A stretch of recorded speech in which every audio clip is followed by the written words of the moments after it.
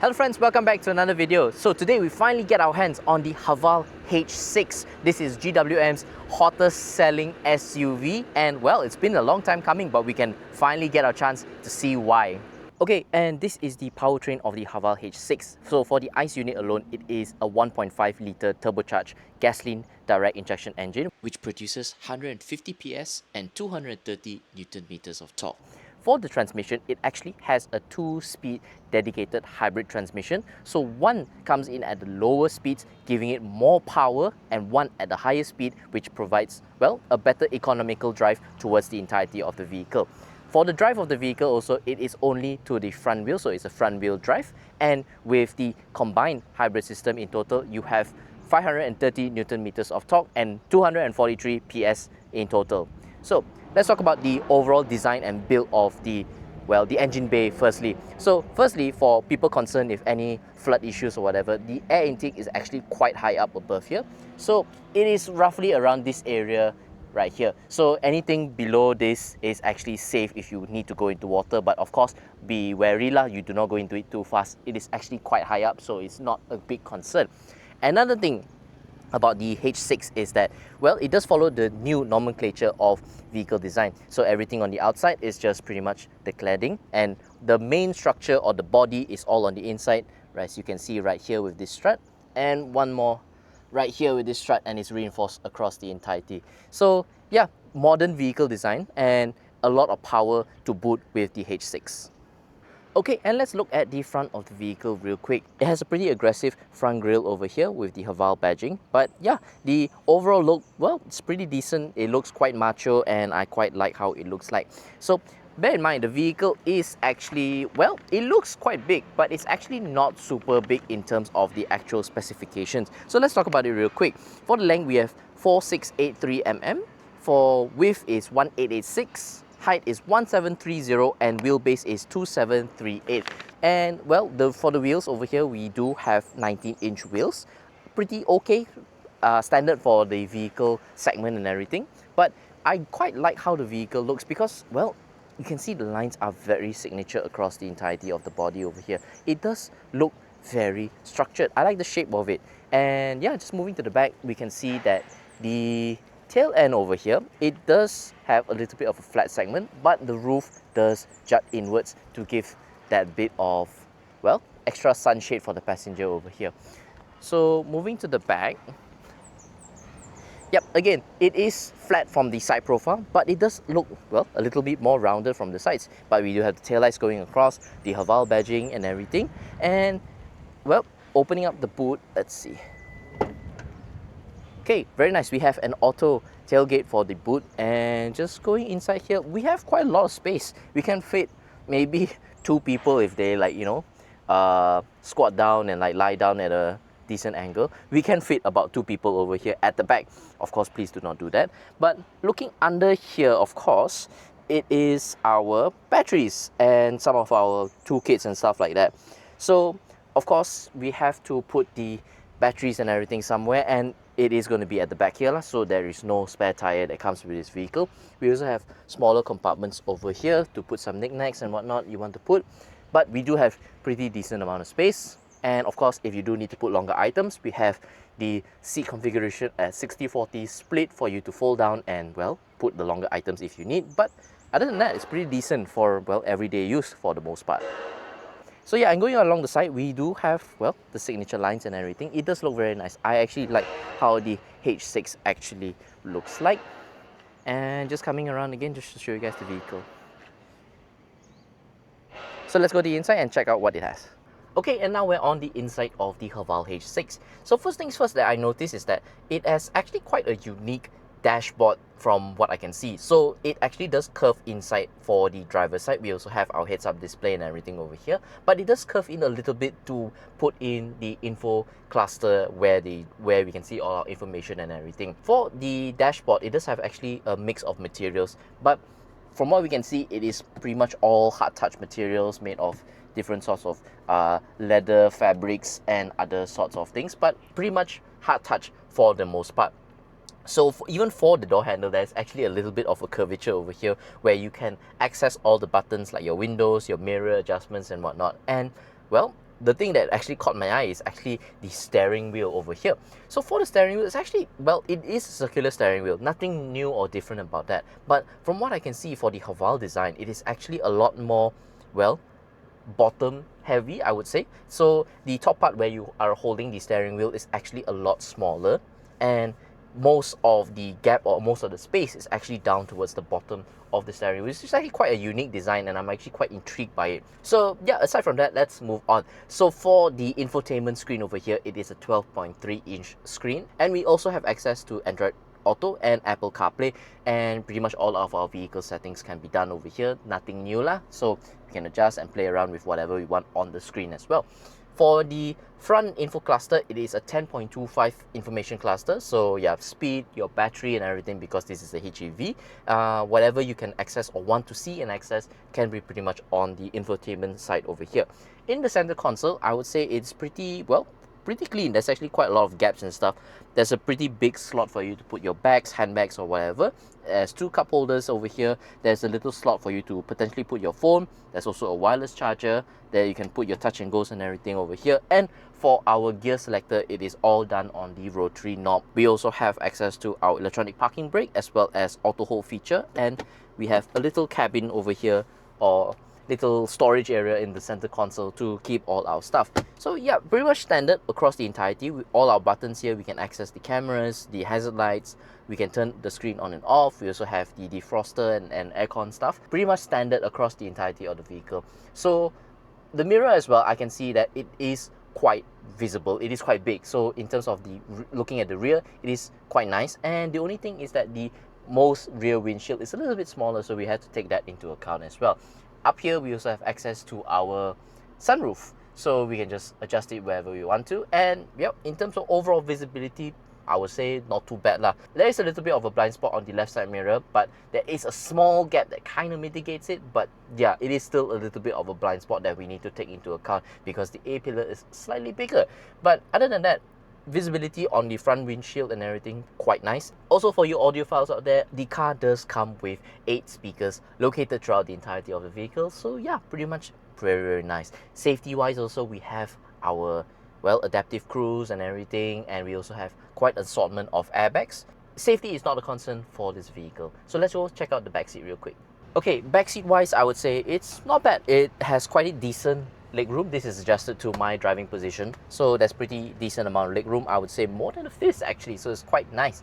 And in terms of headroom, we have quite a lot of leisure over here as well. But if you're someone maybe 180 to 185 plus, it may be a little bit tighter, but of course you can readjust yourself with the amount of legroom that you actually have. So we do have the standard oh my god handles at the back, and a reading light for us over here also. And yeah, pretty much standard at the back.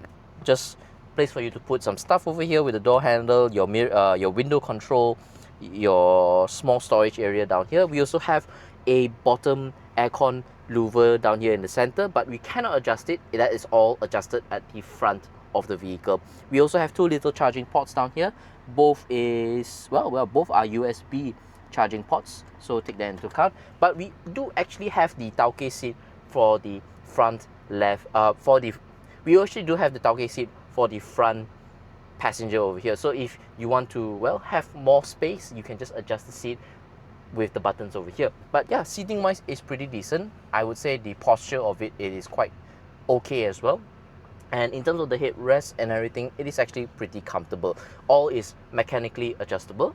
And yep, if you have, well, just 2 people at the back, you can have access to the armrest as well with the cup holders. So yeah, pretty standard for everything at the back, and I think yeah, it's pretty decent, quite comfortable for 2 people, and 3 is possible, but will definitely be a little bit of a squeeze. So what's nice also is that the center hump is only very minimal, so that's actually quite decent amount of space for your rear passengers. So yeah, again, this is the center hump over here. So again, it's very minimal if you want to sit a third person in the center. Not bad. We also have, well, little storage areas for you all to fit some stuff.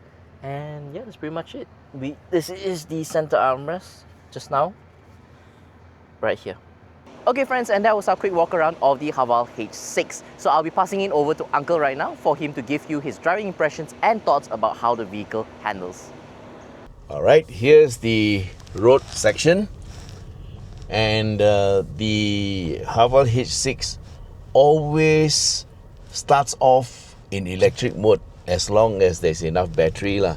So right now we are actually running in EV mode, so the system actually allocates it all automatically, and once the battery depletes, then it will go into engine mode, or rather the engine will start up and it will start to charge. So everything is done automatically and you don't have to worry about it, and that's why it can get you that 1000 kilometer range. So on the road it's pretty well behaved.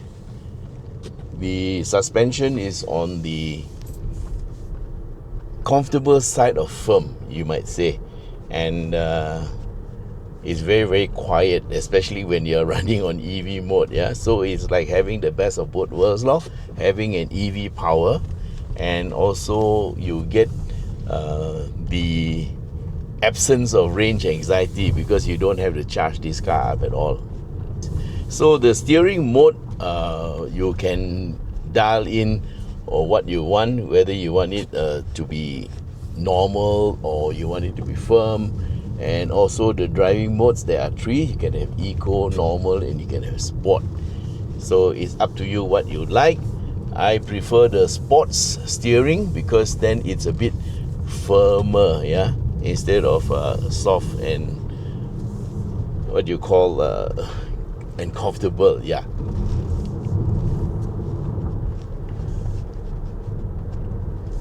So around the corners is very you might say neutral lah. It's very easy to drive, and on the way up just now the road was a little bit wet, and being front wheel drive, it does tend to have a little bit of understeer, but I think that's very normal with all front wheel drive vehicles. And the wonderful thing about it is that it will very easily correct itself. All you got to do is just lift off and the vehicle will just correct. So it's very predictable, so it's not something that's going to scare you, yeah. Okay, so you can see how the car actually handles the corners very well, and I would say that for an SUV, I think this is very good, yeah, because the Haval H6 doesn't have any issues taking the corners.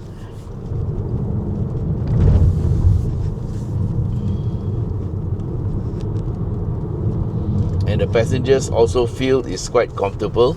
It is on the softer side of firm, so you can say comfortable lah, yeah, because normally I try to find a way to describe the suspension.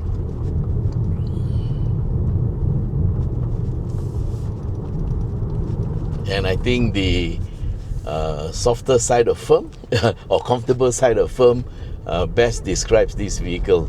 Is as a SUV, it has to be a little bit hardy, and also to have a certain amount of comfort is also very important lah. So I think they have got a very good combination. And don't forget, these are 19-inch wheels, so it helps with the cornering and braking too. And also the 19-inch wheels give a good ride. Okay, so here's a very nice series of corners. Let's see how it goes. Yep. And you see, one thing about the Haval H6 is it has a 2-speed transmission, specially made to handle this hybrid system. So while some cars have a single gear that helps to take over the driving, yeah, at high speeds, the same single gear is pretty much useless at low speeds because it's made to go like a 6 or 7 gear in a normal transmission, and that helps to take over the wheel, or rather the power, when the car is going fast. But for the Haval, they actually have another gear which operates at a lower speed, and this one actually helps to give it more torque. So that's how the 530 Newton meters of torque actually works. See how well it takes these corners, you know, and then coming out you can exit with enough power. so it doesn't feel sluggish at all. Nice. So we're on the Khong highway and we're going at close to the speed limit here. So the Haval H6 is actually quite composed on the highway, and throughout my drive I noticed that the battery is maintaining charge, or rather the system maintains a decent charge in the battery, and so it always is there to help you to regen power. The moment you lift off, it regens here, and there's a regen indicator here. It goes into negative when it's regenerating power. So the system works automatically without any input from you. So all you got to do is just drive, and of course the more gentle you drive and the more normal you drive, the better the fuel economy is going to be. Of course, the part where we climb the hill, that one consumes a bit more, but even then it's still very good. We have gone up to the mountain and come back down, only 1 bar of petrol is gone. Yeah, and this car was given to us yesterday with a full tank, and so it's really, really very nice. We've done almost 200 kilometers, and the fuel consumption is really very, very impressive. Okay, so road noise, it all depends on the surface of the road. Yeah, a new tarmac will be quieter, old tarmac is a bit noisier. See, the road surface just changed, and the noise level also changed. So most of the sound is coming from the tires, yeah, and not from the engine. You can hardly hear the engine. So the engine actually does kick in. It moves in and out, yeah. Rather, it switches on and off, and all done automatically. And whenever the battery runs out, it will kick in to charge up the battery. And of course, when you're going downhill, it also regenerates, so the engine will be less likely to kick in. And so that is another reason why the HEV is so economical. Okay, so you can hear the road noise increases a bit. I'm going to move to the left, and the noise changes because it's the different tarmac, different date. So the one on the left is newer tarmac, so it's quieter. Okay, so now we're back in the middle lane because the truck was there, and the car is so nice to drive and it's so easy to exit. So we are a little bit above the speed limit, but the car is still very, very stable. So overall on the road, it's a very, very nice car to drive.